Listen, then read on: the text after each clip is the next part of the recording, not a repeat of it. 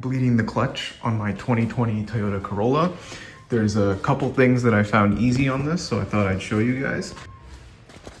Now, I do recommend leaving your car in neutral while you're bleeding your clutch, just in case you lose all pressure, you're able to at least roll the car around. It's not left in gear, so you can roll it around while it's still in neutral. I'll also show you a video where if you go into first and a bunch of other gears, that little metal piece, I don't know if it's called, will get in the way. So I'd recommend putting it into neutral so you have that extra space. So the first thing you want to do is remove this shrouding over here. So what you're going to do is you're going to take each of these clips and push them in so they're depressed like that. Make sure you do that for 1, 2, 3, 4, 5, 6, 7, 8 of these clips. And then you can just come in with your hand. Yeah, and then just remove the piece altogether. Next, come in with your socket. You're gonna need a 10 millimeter here and undo these 4 bolts here. So that's 1 bolt there, 2, that one's 3, and that one's 4. Now these ones are already undone. And so you can take this piece out altogether. Put that to a side. Next thing you wanna do is if you see this piece here, this piece is actually connected to the intake. What I found is you can actually just slide this thing out. Yeah, if you twist enough at it, you can see it looks kind of like this.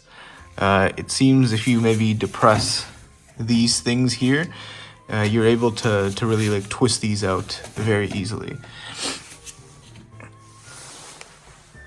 So you've gotten that out. Now if you check in here, this is where we're going to bleed the clutch. I can get the light in there. Yeah, can you see that little cap there? That's what we're gonna be using to bleed the clutch. So if I take the cap off, I'm not sure if everyone's gonna have that, but I've put that in there. If you can see right there, we're gonna be sliding in our 8 millimeter wrench plus our bleeding tool. 8 millimeter wrench here. So I'm gonna slide that.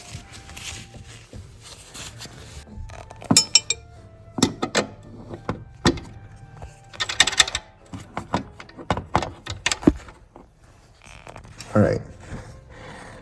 Wrench has slid into place there. So if you see where I am, the wrench is right over that bleeder cap right there. Then you're gonna take some self bleeder that you have here. So I've made this through Chris Fix's video.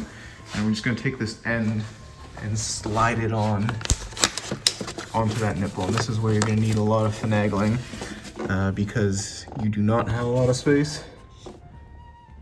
And you gotta do the best you can to slide this on here.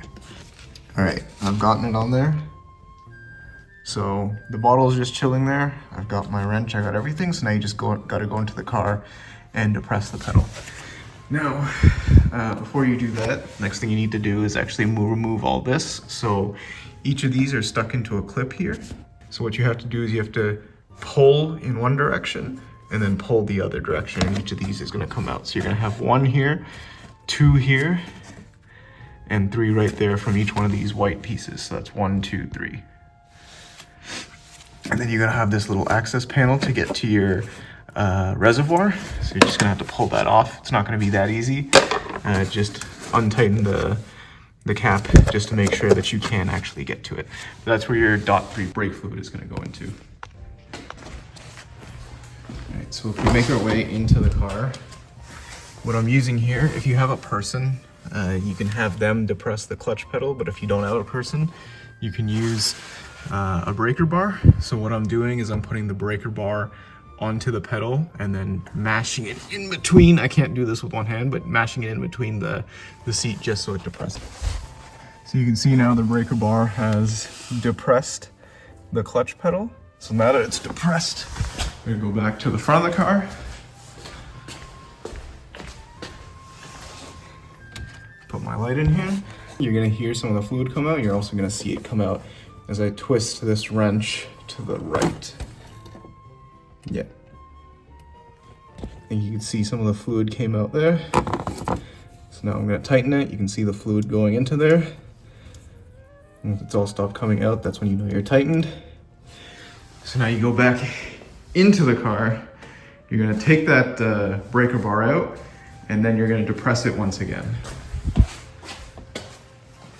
Now, once you take the breaker bar out, the pedal actually stays where it is. So you're gonna have to take your hand and bring it back out. You're gonna have to keep doing this every time you come back in here. So now I'm gonna press it again.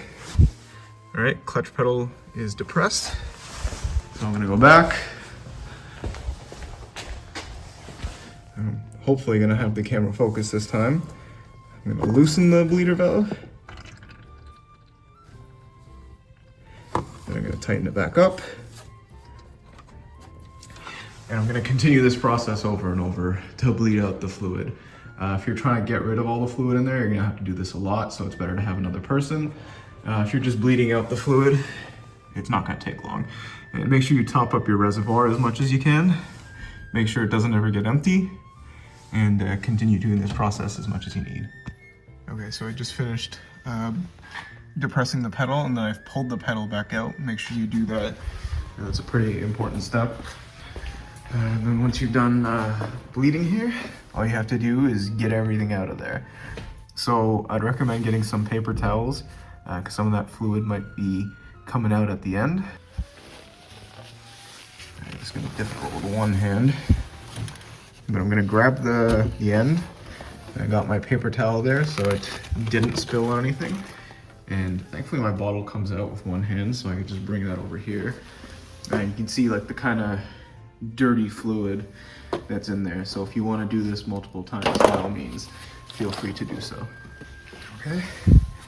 Make sure your wrench is nice and snug in there and that the bleeder nipple has been tightened, and then you can just pull that out. Good. If you don't have a rubber cap, I can link some as well.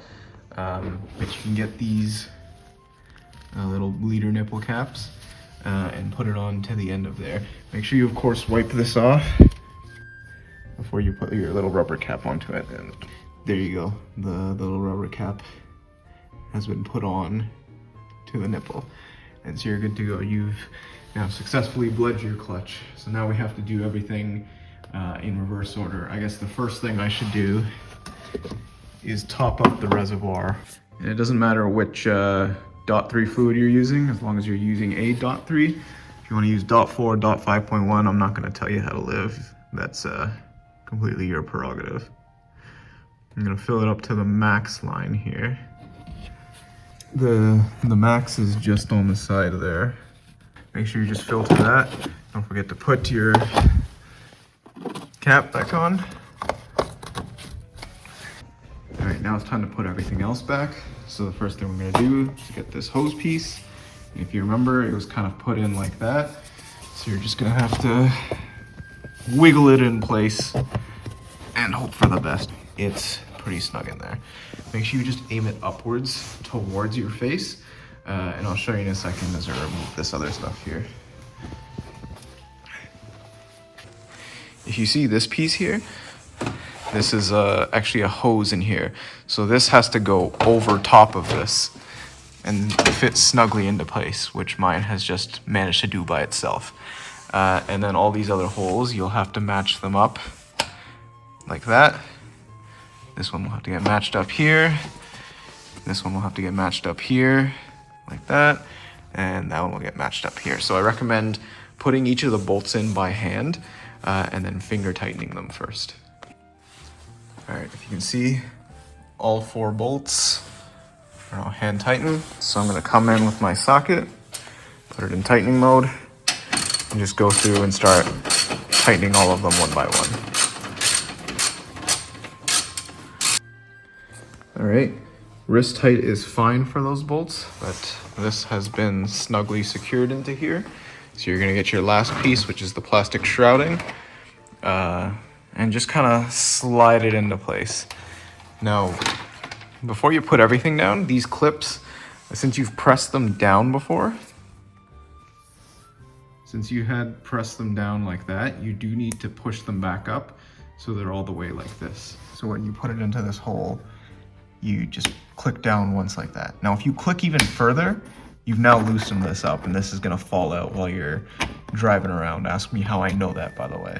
So once again, push it all the way up, and then click it into place. Make sure you do that for 1, 2, 3, 4, 5, 6, 7, 8 of these clips.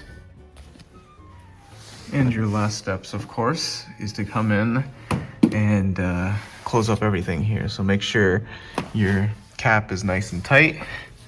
Get your little panel. You're gonna slide it in into these 2 squares or rectangles right there. Okay, that piece is slid in, and then makes 2 click sounds there. And then you just gotta get your rubber pieces as well. Now, I don't know if I showed you before, you see how there's that hole there? So that hole is gonna come over to this part. It's gonna stretch all the way and then come all over to the other part. So if you see me there, the hole is there. I'm gonna stretch all the way here. I think it's on the other side. And now you can see that hole is clipped into that white clip there. So you're gonna do that 2 more times with these ones over here. Bring it in, good. And then on this one, I'm gonna bring it in, and you're good. And then all of this is in place, and you're done. You've successfully bled your clutch.